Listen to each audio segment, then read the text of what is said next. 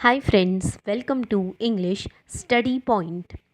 Friends, today in this lecture I am going to discuss with you another literary movement that is surrealism.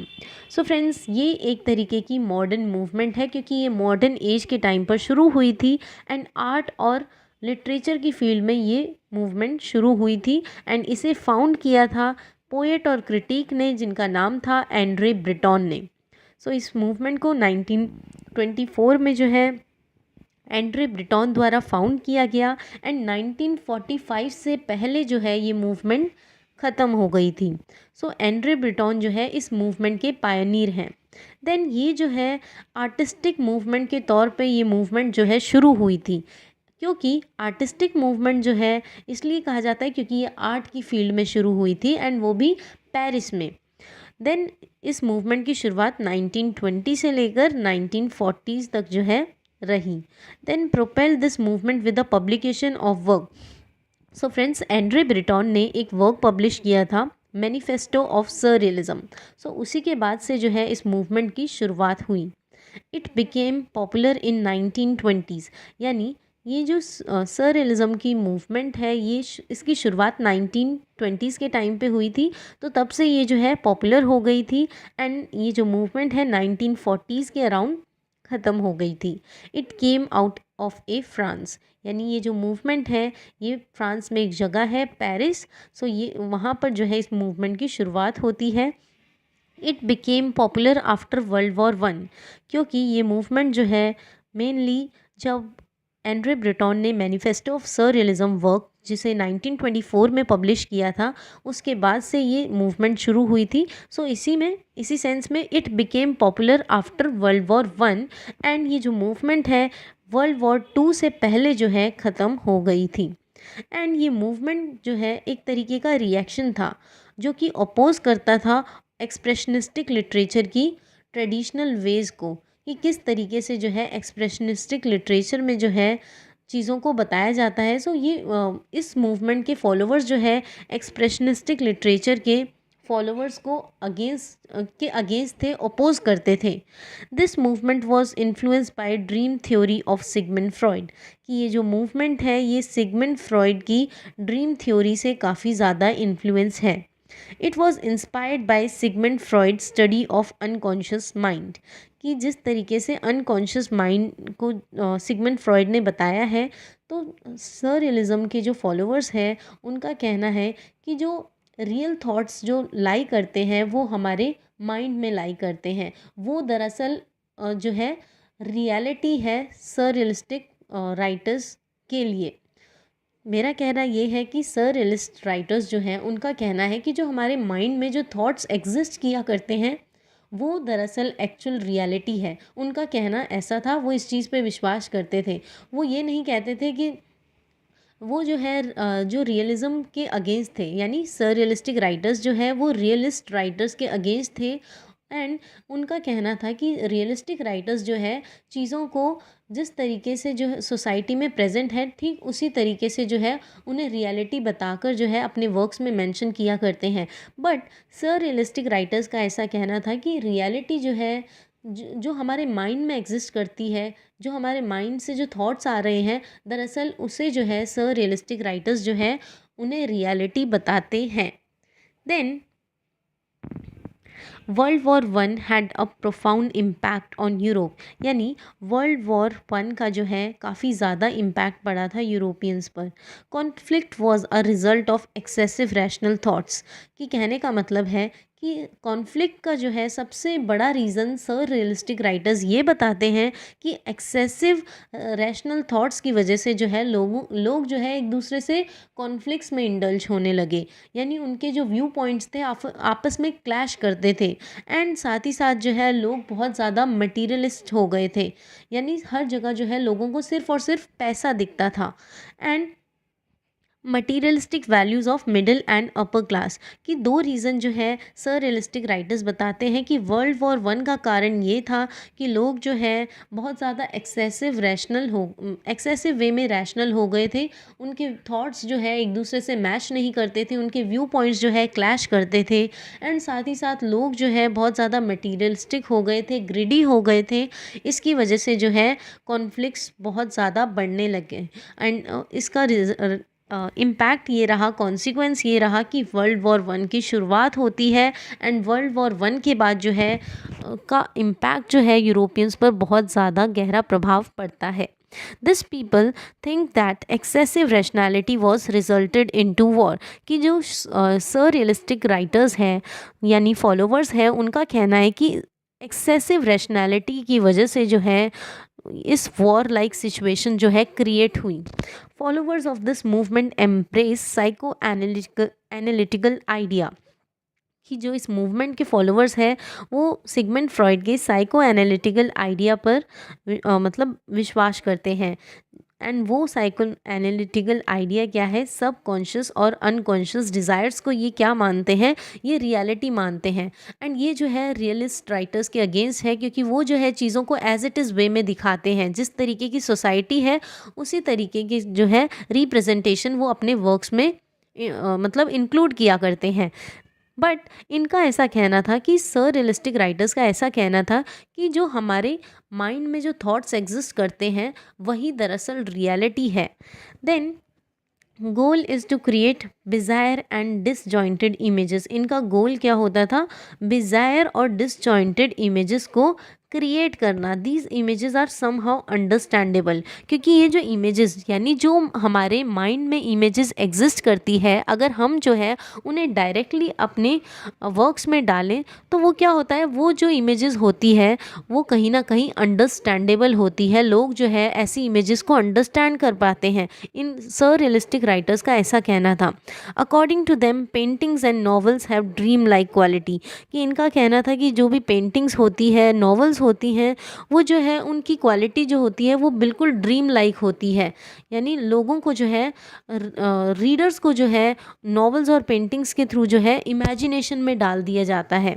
They make sense, कहीं ना कहीं वो जो है sense तो बनाते हैं but are extremely bizarre and hard to follow.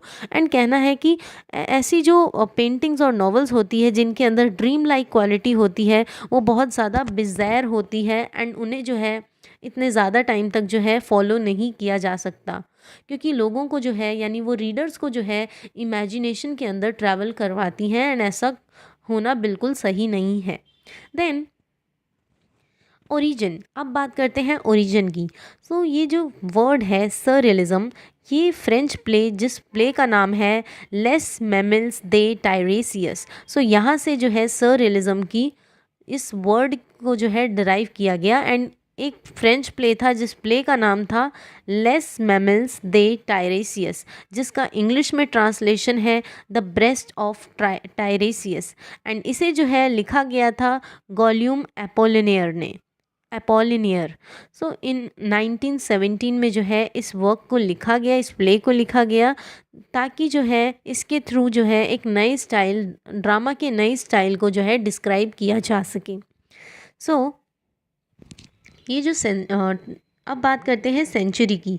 सो ये सर रियलिज्म जो थी ये 20th सेंचुरी न्यू मूवमेंट थी। एंड ये जो है रियलिज्म जो कि 19th सेंचुरी की मूवमेंट है उसके अगेंस्ट जो है जाकर ये मूवमेंट शुरू हुई थी।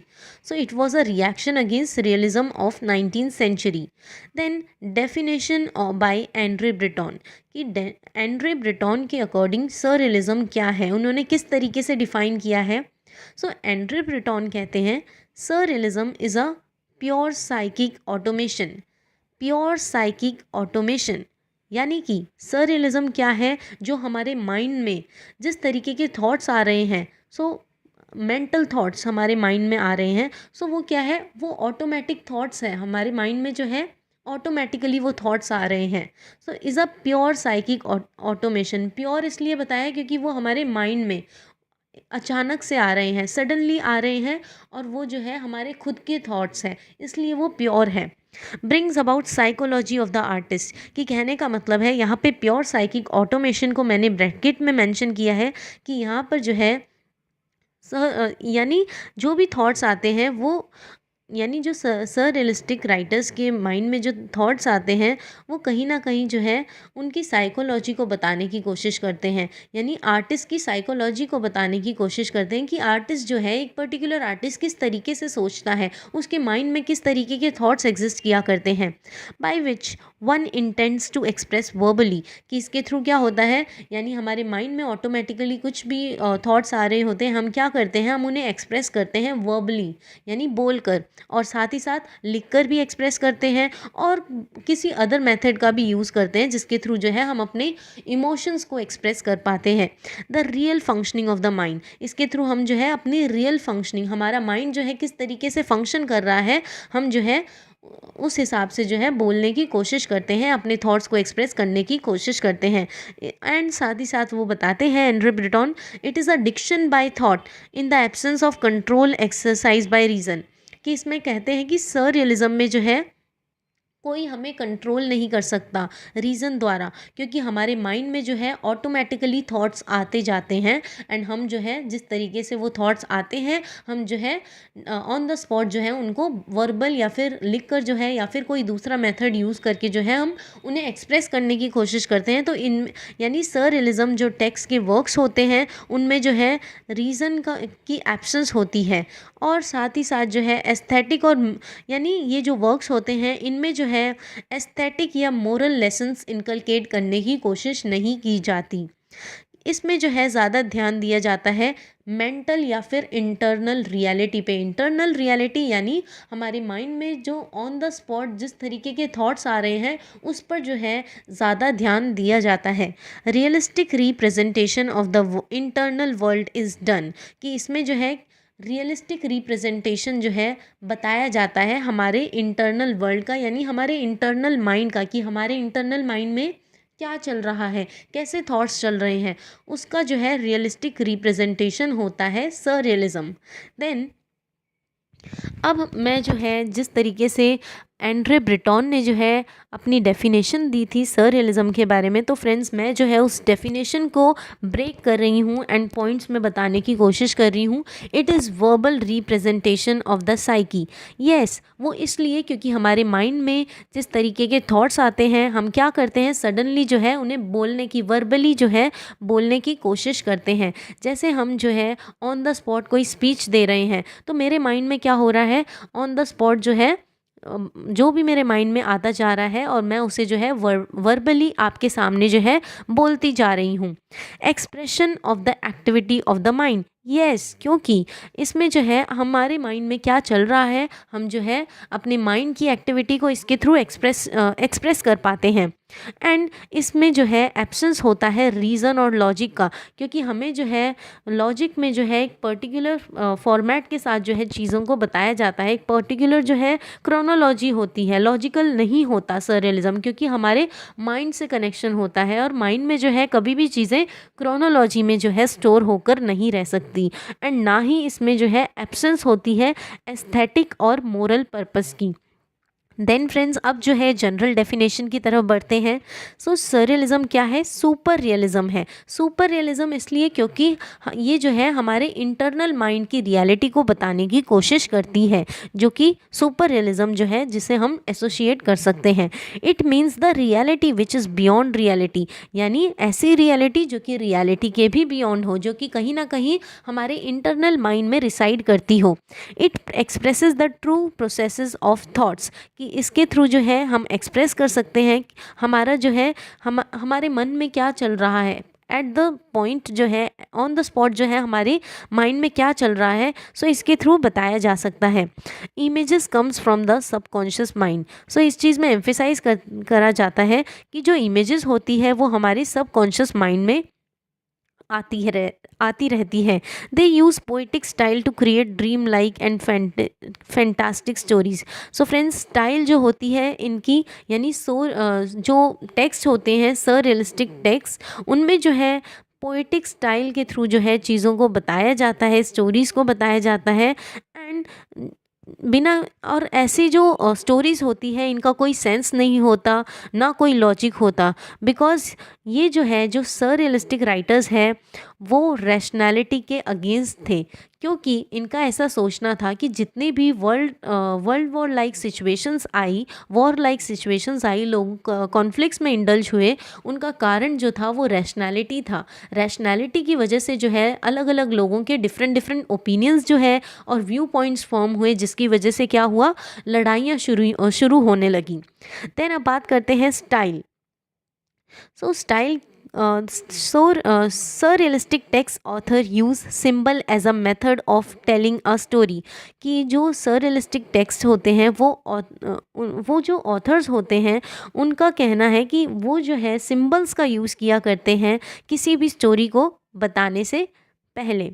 देन सिम्बल्स, यहाँ पे सिम्बल से मतलब मेरा ये है कि किसी भी ऑब्जेक्ट को जो है डायरेक्टली ना रेफ़र करके जो है हम जो है आइडियाज़, इवेंट्स और इमोशंस को जो है ऑब्जेक्ट्स के थ्रू बताते हैं। यानी सिंबल से कहने का मतलब मेरा ये है कि हम जो है आइडियाज़ को डायरेक्टली नहीं बताना चाहते, तो हम क्या करते हैं, हम अपने आइडियाज़, इवेंट्स और इमोशंस को जो है किसी न किसी ऑब्जेक्ट के थ्रू जो है बताने की कोशिश करते हैं। बट कहने का मतलब हमारा वही होता है, बट हम जो है जान के किसी ऑब्जेक्ट को जो है रेफ़र कर देते हैं डायरेक्टली ना बताकर। देन अब बात करते हैं स्टाइल के बारे में।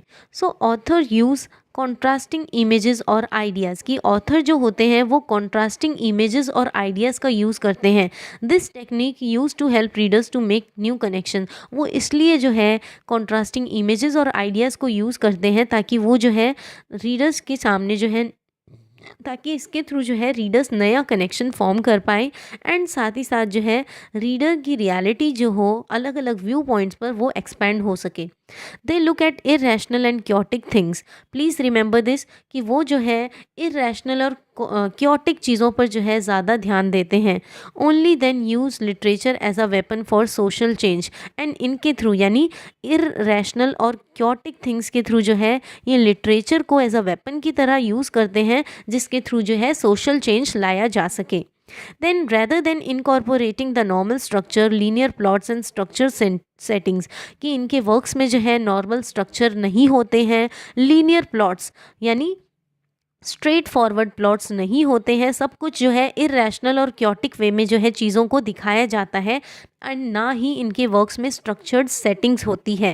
देन टेक्निक्स की बात करते हैं तो they use poetic techniques like free association. यानी ये पोइटिक टेक्निक्स जैसे कि फ्री एसोसिएशन जो होता इनके वर्क में प्रेजेंट रहता है, एब्स्ट्रैक्ट आइडियाज़ होते हैं, नॉन लीनियर टाइमलाइंस होती है, जिसके थ्रू क्या कर सकते हैं, कॉन्ट्रास्टिंग आइडियाज़ को एक साथ जो है जोड़ा जा सकता है।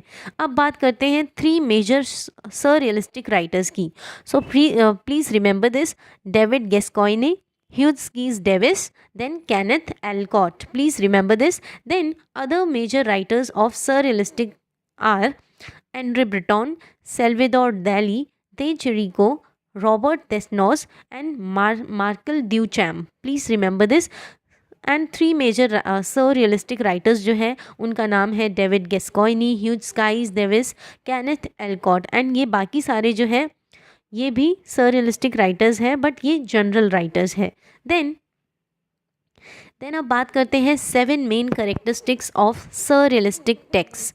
सबसे पहला होता है इरेशनैलिटी। सो इनके वर्क्स में हम देखते हैं कोई लॉजिक नहीं होता, कोई रीज़न नहीं होता, ना किसी विट और इंटेलिजेंस का यूज़ किया जाता। They believe that logic and rules of conscious mind stop और हिंडर द रियल एक्सप्रेशन। क्योंकि इनका कहना है कि जो अगर हम जो है अपने वर्क्स में लॉजिक और को मेंशन करेंगे तो इससे क्या होगा, हम जो है जिस तरीके से एक्सप्रेस करना चाहते हैं उस तरीके से जो है हम एक्सप्रेस नहीं कर पाएंगे अगर हमने लॉजिक का यूज़ कर लिया तो।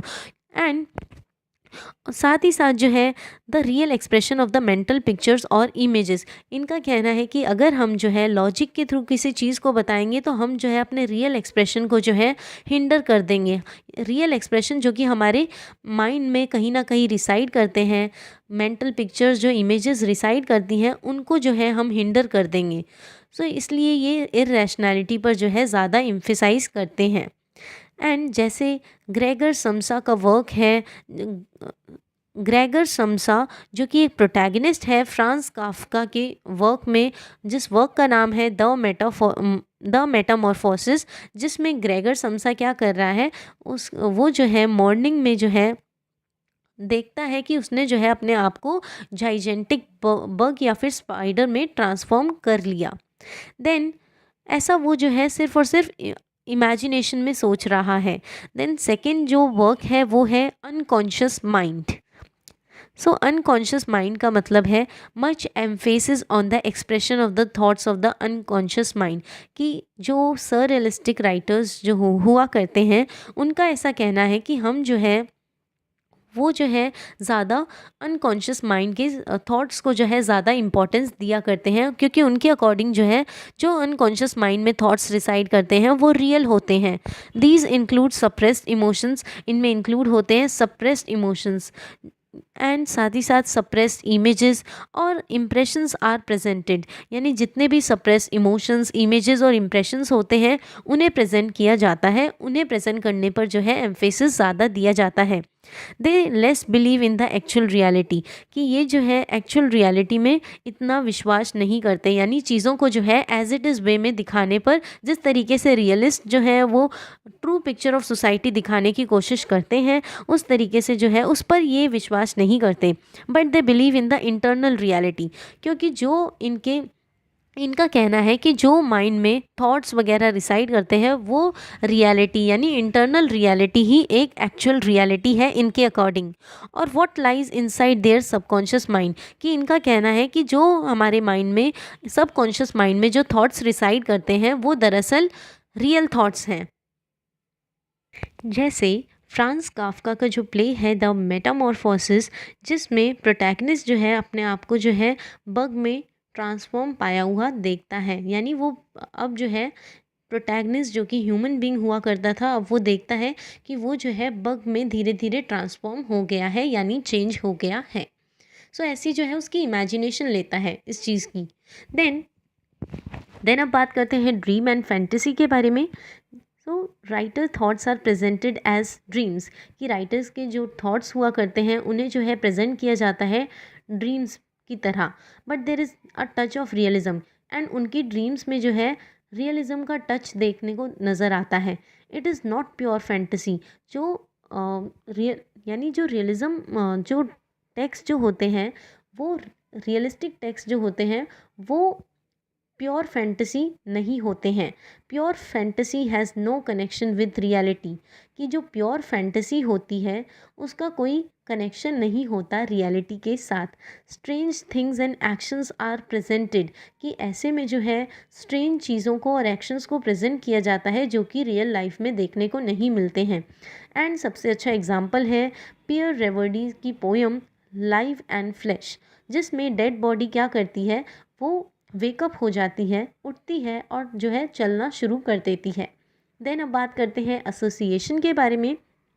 सो जो सररियलिस्टिक राइटर्स होते हैं वो जो है चीज़ों को, थॉट्स को जो है एसोशिएट करते हैं, जॉइन करते हैं, लिंक करने की कोशिश करते हैं और जो है इमेजेस को जो है स्ट्रेंज मैनर में दिखाने की कोशिश करते हैं।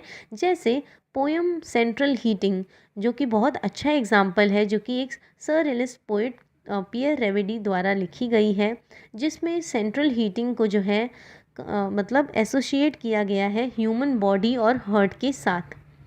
देन अब बात करते हैं जक्स्टापोजिशन की।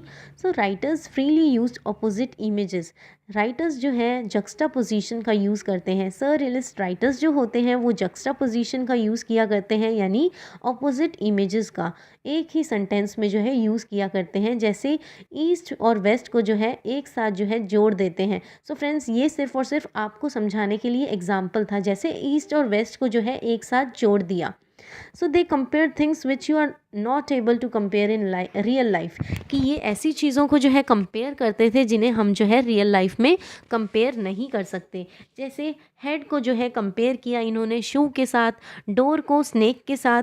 एंड बहुत अच्छा एग्जाम्पल है रॉबर्ट डेस्नोस की पोयम द ज़ेब्रा, जिसमें ज़ेब्रा के डार्क स्ट्रिप्स को कंपेयर किया गया है प्रिजन बार्स के साथ।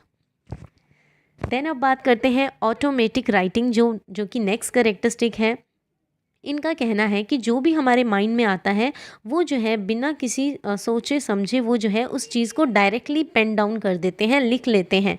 What ever comes to their mind they try to present them without stopping और गिविंग अ प्रॉपर स्ट्रक्चर, कि जो भी इनके माइंड में आता है बिना किसी स्ट्रक्चर के उस चीज़ को जो है ये पेन डाउन कर देते हैं। तभी जो है इनके वर्क्स में जो है यूनिटी नहीं देखने को मिलती है, क्रोनोलॉजिकल सेट ऑफ ऑर्डर देखने को नहीं मिलता है, and unity to their impression और इमेजेस।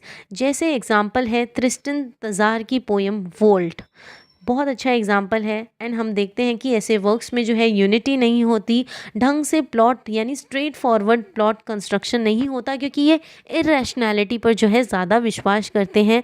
एंड साथ ही साथ इनके वर्क्स में जो है लॉजिक देखने को नज़र नहीं आता, क्योंकि ये जो है इरेशनैलिटी के अगेंस्ट होते हैं। इनको ऐसा लगता है कि कहीं ना कहीं रैशनैलिटी जो है उसके अगेंस्ट होते हैं। इनको ऐसा लगता है कि रैशनैलिटी ही बहुत बड़ा कॉज है कॉन्फ्लिक्ट्स का, क्योंकि रैशनैलिटी की वजह से जो है लोगों के बहुत डिफरेंट व्यू पॉइंट्स होते हैं चीज़ों को लेकर, जिनकी वजह से जो है लोगों के व्यू पॉइंट्स क्लैश करते हैं और उन्हीं की वजह से जो है कॉन्फ्लिक्ट्स में लोग इंडल्ज हो जाते हैं। देन अब बात करते हैं सररियलिज्म और फैंटेसी क्या है। सो सररियलिज्म और फैंटेसी में जो है दोनों में डिफरेंस है, बट कॉमनैलिटी ये है कि दोनों ही जो है मेंटल थॉट्स को एक्सप्रेस करते हैं। Surrealism has some reality, but surrealism में थोड़ी रियलिटी होती है। फैंटेसी जो है पूरी ही इमेजिनेशन के बारे में बात करती है। So it is combination of reality and subconscious. Surrealism क्या है? कॉम्बिनेशन है रियलिटी और सबकॉन्शियस माइंड के थॉट्स का। Then pure fantasy has no touch of reality, की हम देखते हैं कि जो प्योर फैंटेसी होती है उसमें जो है कोई रियलिटी का टच नज़र नहीं आता। Artist use paradoxical images from his mind. अब आर्टिस्ट क्या करता है, पैराडॉक्सिकल इमेजेस जो भी उसके माइंड में चल रहा होता है वैसी इमेजेस को जो है वो अपने वर्क्स में मेंशन करने की कोशिश करता है, एंड उन्हें जो है वर्बली प्रेजेंट करता है या फिर किसी अदर मेथड का यूज़ करके जो है वो प्रेजेंट करने की कोशिश करता है, ताकि वो रियलिटी को टच करवा सके रीडर्स को से।